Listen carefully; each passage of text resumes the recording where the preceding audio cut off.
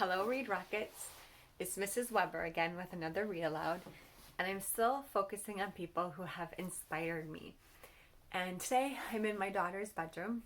I have two daughters. This is my middle daughter. She's 8 years old, and we both have a favorite book, and the book is about Jane Goodall.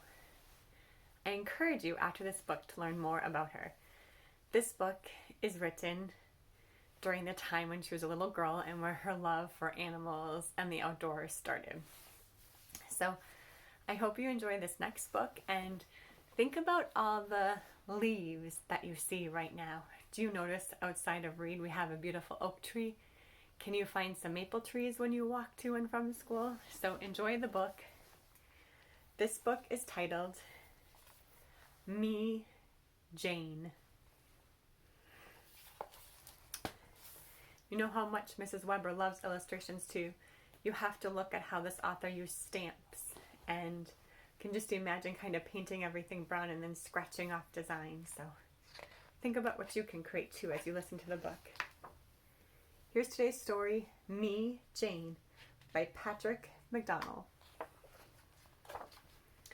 Jane had a stuffed toy chimpanzee named Jubilee. She cherished Jubilee and took him everywhere she went, and Jane loved to be outside. So right now, whether you're at home or at school, can you think about something that you cherish and love? Maybe it's a blanket. I'm behind my daughter's collection of stuffed animals. She adores animals, and she's been collecting them since she's been a baby. She watched birds making their nest, spiders spinning their webs, and squirrels chasing one another up and down trees. Jane learned all that she could about the animals and plants she's studying in her backyard and read about in books. I encourage you, too, to look around your backyard or notice a little spider walking across the floor or hanging in the corner of your house. Just notice small things.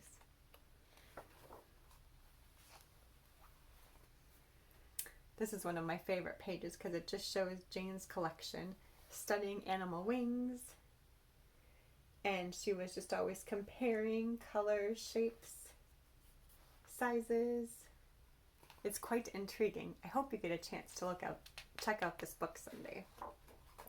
One day, curious Jane wondered where eggs came from, so she and Jubilee snuck into Grandma Nut's chicken coop. Look at always on adventures, by herself or with her stuffed animal. Hid behind some straw, stayed very still, and observed the miracle. It was a magical world, full of joy and wonder, and Jane felt very much a part of it. So when was the last time you lay down and looked up at the sky and noticed the shapes of the clouds? Jane often climbed her favorite tree, which she named Beech. She would lay her cheek against its trunk and seem to feel the sap flowing beneath the bark. Jane could feel her own heart beating, beating, beating. And if you saw a cat's tail, yes, we have a sweet kitty named Emma. She loves books too. With the wind in her hair, she read and reread the books about Tarzan of the Apes, in which another girl, also named Jane, lived in the jungles of Africa.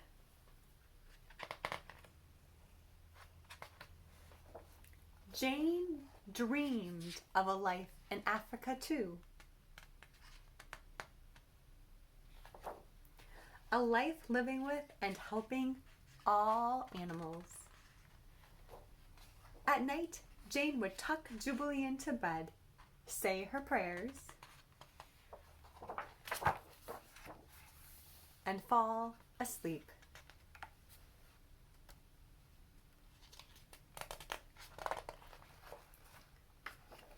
to awake one day